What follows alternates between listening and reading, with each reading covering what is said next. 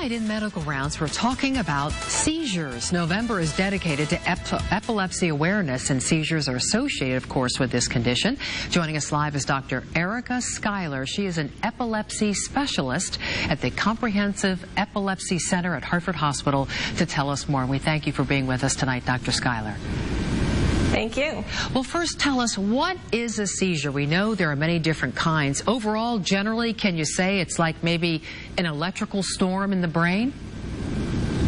Yes, a seizure is an episode of abnormal brain activity.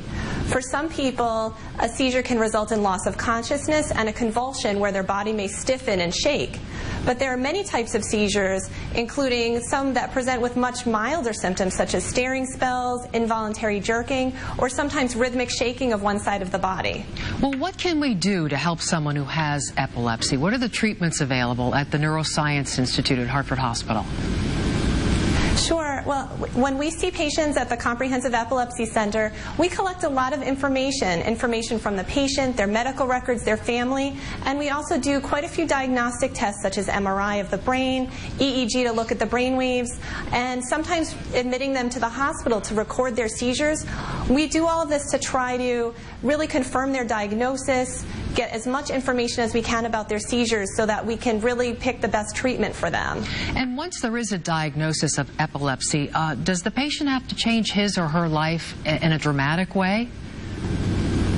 Well, if we can get the seizures under good control, then a person can really lead a normal, healthy life. However, if somebody has had a seizure recently, there are some things they need to avoid for safety reasons, such as driving, operating heavy machinery, swimming alone, heights, anything that could be really dangerous for them if they were to suddenly pass out. Good to know. Dr. Schuyler, I have one last question. If one of us were to ever witness a seizure, what do we do to help? You often hear, oh, you know, put a spoon on the tongue so they don't swallow the tongue. That seems to be an old wives' tale.